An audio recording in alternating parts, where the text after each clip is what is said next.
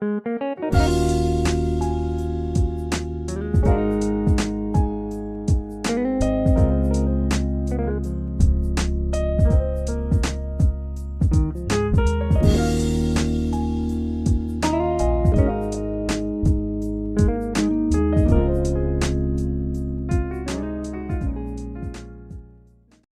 में आपका हार्दिक स्वागत है। तो देखिए हम पढ़ रहे थे यानी बीए पार्ट फर्स्ट तथा यही टॉपिक एमए परिवेश में भी लगता है।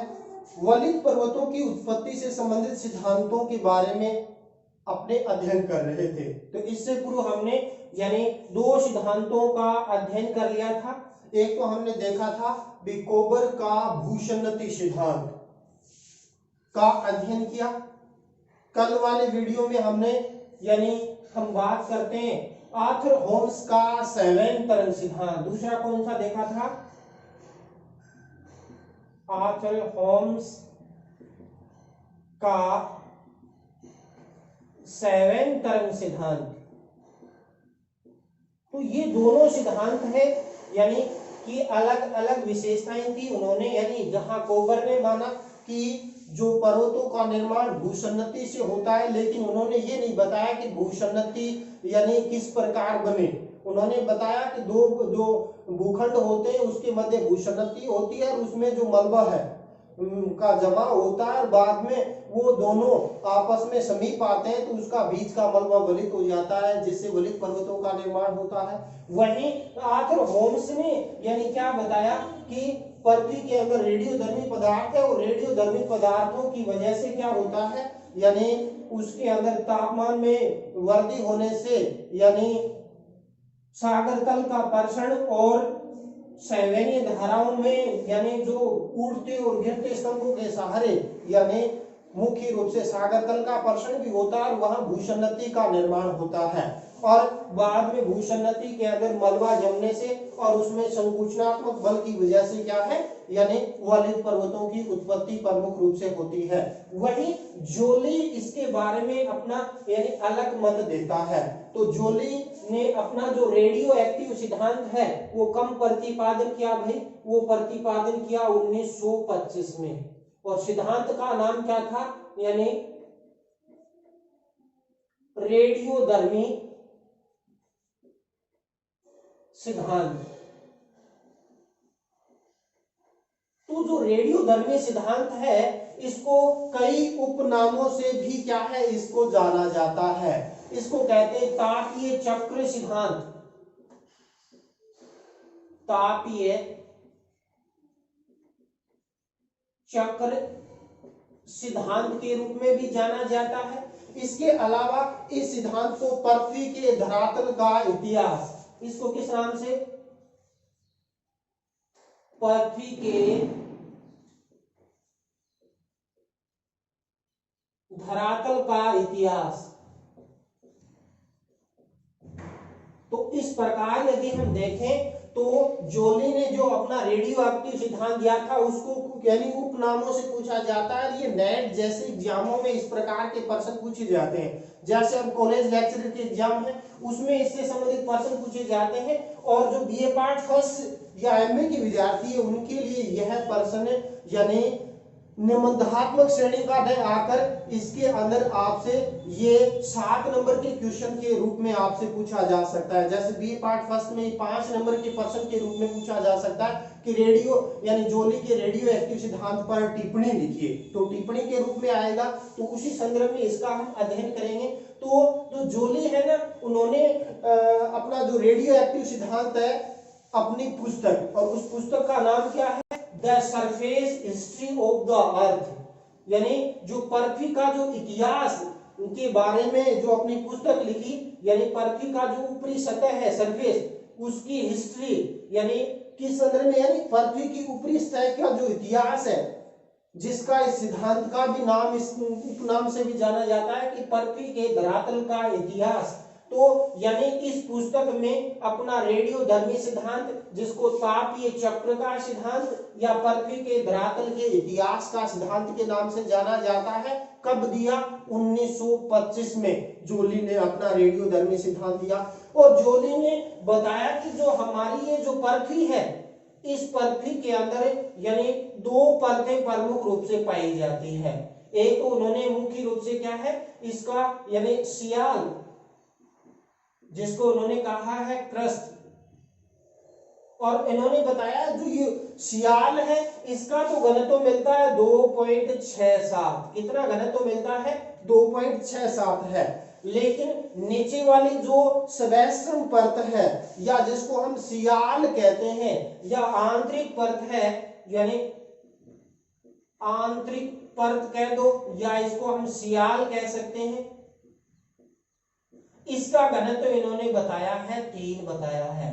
तो इन्होंने बताया कि इन जो वलित पर्वतों की जो उत्पत्ति होती है वो होती है किसमें? सिद्धांत के नाम से रेडियोधर्मी पदार्थ। अब समझ में आता है रेडियोधर्मी पदार्थ क्या है? पृथ्वी के यानी आंतरिक भाग में पाए जाने वाले ऐसे आणविक खनिज पदार्थ जिससे यानी उसमें विखंडन से अथाह मात्रा में उष्मा का क्या होता है? संचार होता है। चाहे वो यूरेनियम हो, थोरियम हो, मोनोजाइट हो, ये जो पदार्थ है अथाह मात्रा में उष्मा का संचार है वो प्रमुख रूप से क्या है? करते हैं। तो यानी जोली ने बताया कि रेडियोधर्मी पदार्थ यानी पृथ्वी की दोनों परतों में पाया जाता है। इससे पूर्व यानी आर्थर होम्स ने कहा कि ऊपरी परत में रेडियोधर्मी पदार्थ पाए जाते हैं, लेकिन जोली ने आगे बताया कि ऊपर वाली जो यानी सियाल परत है जो, या ऊपर वाली हल्के सिलिकेट पदार्थों वाली जो क्रस्ट है उसमें रेडियोधर्मी पदार्थ अधिक पाए जाते हैं, और नीचे वाली जो सीमा परत है उसके अंदर क्या है यानी जो रेडियोधर्मी पदार्थ है वो बेसिकली कम पाए जाते हैं। तो जोली ने बताया कि ये जो चट्टानें पाई जाती है उनमें रेडियोधर्मी पदार्थों की वजह से क्या होता है यानी अथाह उष्मा का संचार है होता है, और जिससे ताप के कारण क्या है ऊपरा जो भूपटल है, जैसे उन्होंने बताया कि दो क्रियाओं, एक तो सागर तली का अतिक्रमण होता है जिससे बेसिकली भूसंतति का निर्माण होगा, और बाद में क्या होगा यानी ज्वारीय बल की वजह से यानी महाद्वीपों का पश्चिम दिशा में प्रवाह होगा और सागर का अतिक्रमण होगा, जिसके कारण पहले भूसंतति के अंदर जो खिंचाव हुआ था और उसके बाद यानी इसके यानी पृथ्वी का जो विस्तार हुआ था, व्यास का वृद्धि हुई थी, जिसके कारण इसमें उठाव हुआ था, और बाद में यानी मुख्य रूप से जो सियाल थी उस सियाल का यानी जो विस्तार द्रव्य अवस्था में परिवर्तित हो गई थी जब पृथ्वी के अंदर तापमान में वृद्धि हो गई थी। उन्होंने बताया कि जो सियाल है वो 30 किलोमीटर की गहराई पर तापमान मिलता है 1050 डिग्री सेंटीग्रेड। किसकी वजह से? रेडियोधर्मी पदार्थों की वजह से।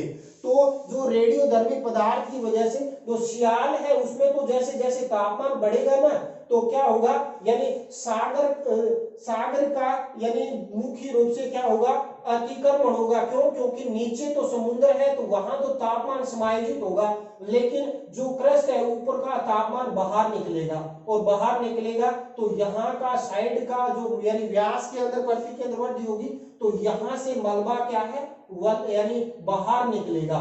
लेकिन जब ये नीचे जो सीमा जो परत है यानी सीमा जल मंडल के बाद नीचे तापमान फिर वृद्धि हो जाती है, वहां तापमान हो जाता है 1150 डिग्री सेंटीग्रेड, यानी इससे 100 डिग्री सेंटीग्रेड तापमान अधिक होता है, जिसके कारण क्या होता है वहां तापमान में वृद्धि होने से जो नीचे वाली परत है वो तरल अवस्था में परिवर्तित हो जाती है, उसके आयतन में बेसिकली वृद्धि हो जाती है, जिससे क्या होता है यानी उसके जो ऊपर वाला यानी प्रथम अवस्था में सागर अतिक्रमण का जो काल था उसके अंदर सर्वप्रथम भूसंतति का निर्माण होता है।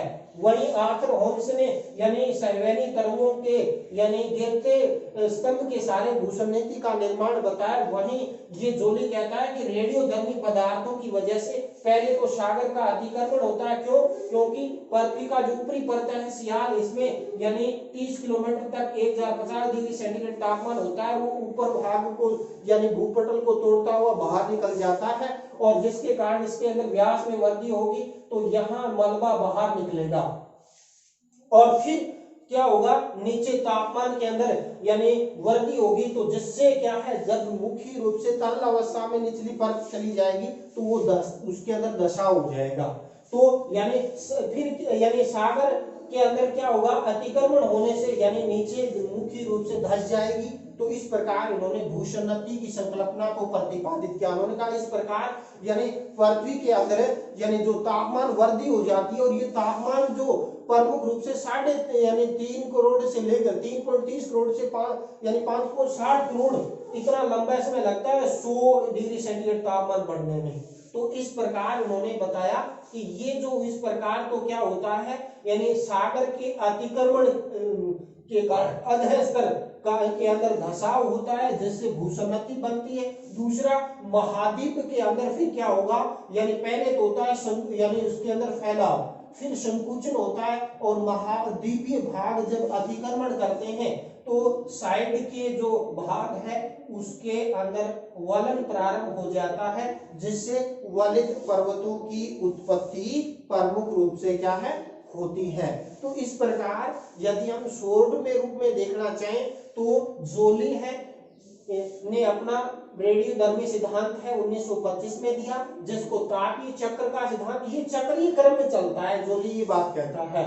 और इन्होंने दूसरा इन्होंने बताया पृथ्वी के धरातल का इतिहास। तो इस पुस्तक यानी इनकी पुस्तक थी the surface history of the earth में उन्होंने यानी मुख्य रूप से बताया कि जो हमारी ये पहले तो भूसन्नति का निर्माण कैसे होता है। तो उन्होंने कहा कि पृथ्वी के अंदर 2 परतें पाई जाती है। ऊपरी परत पाई जाती है सियाल, जो 30 किलोमीटर मोटी है, घनत्व 2.67 है। जिस दूसरी है यानी आंतरिक परत सियाल, जिसका घनत्व 3 है, और यानी 30 किलोमीटर तक यानी तापमान 150 डिग्री सेंटीग्रेड होता है। और ये ताप ऊपर वाली सियाल से तो यानी दबाव डालता हुआ बाहर निकल जाता है और बाहर निकलेगा, लेकिन नीचे वाला भाग के अंदर जलमंडल है। तो जलमंडल के अंदर ये तापमान यानी वहां संचरित हो जाता है, संतृप्त हो जाता है। क्यों? क्योंकि जल के कारण वो तापमान ऊपर न आकर एक जगह पर घनीभूत हो जाता है, और धीरे धीरे जैसे नीचे जाते हैं तो यानी वहां तापमान 100 डिग्री सेंटीग्रेड बढ़ जाता है। और उसकी वजह से क्या होगा, यानी उसके अंदर यानी सागरीय निवर्तन का काल के अंदर क्या होगा, उसका यानी जो प्रमुख रूप से महाद्वीपों का पश्चिम दिशा में प्रवाह होने के कारण यानी जो मगध तट है वहां पर द्वीपीय तोरणों या पर्वत श्रेणियों का प्रमुख रूप से क्या है, निर्माण हो जाता है। तो इस प्रकार यानी इसकी एक बीए पार्ट फर्स्ट और एमए में एक टिप्पणी के रूप में पूछा जा सकता है कि जोली के रेडियो एक्टिव सिद्धांत पर टिप्पणी लिखिए। तो इस प्रकार यानी ये सिद्धांत इन्होंने जोली ने अपना दिया कि प्रथम अवस्था में भूसन्नति बनती है, और भूसन्नति बनने का मुख्य रीजन है कि यानी पृथ्वी का ऊपरी भाग है यानी उसमें सियाल में रेडियोधर्मी पदार्थ अधिक है, वहां यानी तापमान 150 डिग्री सेंटीग्रेड होने पर चट्टानें पिघल जाती है, ऊपर वाली चट्टानों से दबाव डालते हुए पृथ्वी को तोड़ता है, पृथ्वी का व्यास बढ़ता है, जिसके कारण किनारों वाले भाग पर क्या होगा, यानी विस्फोट होगा और कुछ भाग ऊपर उठ जाएगा।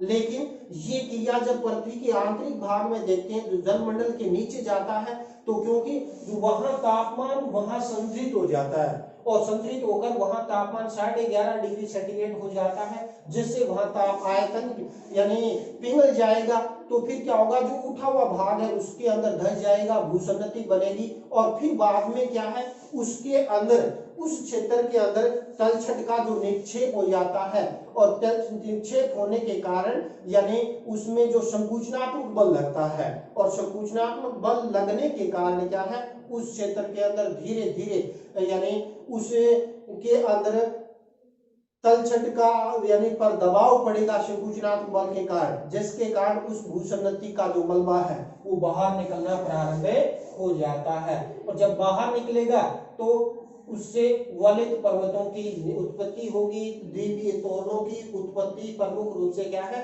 इसी प्रोसेस से होती है। तो जोली ने जो ये सिद्धांत दिया, इस सिद्धांत की क्या क्या यानी कमियां थी,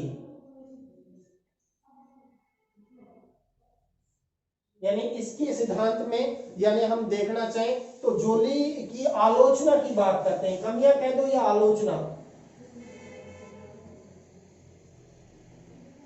तो पहली आलोचना तो ये है कि जोली ने अपना सिद्धांत रेडियोधर्मी पदार्थों के आधार पर बताया कि पृथ्वी के तापमान की वजह से क्या है, पहले भूषणति बनती है, उसके बाद उसके अंदर यानी भूषणति के अंदर मलबा का जमाव होता है, फिर उसमें संकुचनात्मक बल से क्या है यानी वलित पर्वतों की उत्पत्ति होती है। तो इसमें इन्होंने बताया कि रेडियोधर्मी पदार्थ की वजह से यानी इतने लंबे वलित पर्वत से एवरेज जो रोकीज या हिमालय पर्वतों का निर्माण है वो संभव नहीं हो सकता। तो पहली तो आलोचना यानी जोली की यही हो जाती है।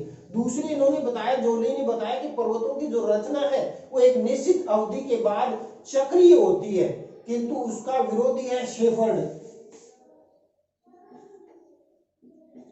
शेफर्ड ने मुख्य रूप से क्या है यह प्रमाणित कर दिया कि पर्वतों की रचना है वो यानी चक्रीय क्रम में होकर एक निरंतर प्रोसेस है, यानी कंटिन्यू प्रोसेस के अंदर प्रमुख रूप से क्या है इसका निर्माण होता है। तो प्रथम आलोचना ये चक्रीय पद्धति के द्वारा एक निश्चित क्रम के बाद ही क्या है वलित पर्वतों की उत्पत्ति होती है, लेकिन शेफर्ड ने इनको गलत साबित किया है। दूसरा यदि बताएं तो जोली द्वारा बताया गया जो ये यानी बताया कि सियाल की मोटाई 30 किलोमीटर है, लेकिन जो अन्य भूगोलवेता है चाहे वो जेफरे जो उन्होंने बताया कि भूकंपीय प्रमाणों के आधार पर जो सियाल की मोटाई अधिकतम 16 किलोमीटर है। तो यहाँ पर भी इसके सिद्धांत की प्रमुख रूप से जोली के सिद्धांत की क्या होती है बेसिकली आलोचना होती है। तीसरी आलोचना क्या होती है, जोली ने मुख्य रूप से क्या ऊपरी भूपृष्ठ है या सियाल को ठोस होना बताया है, परंतु जेफरे ने इस यानी नीचे वाली परत को सियाल को ठोस परत पे बताया।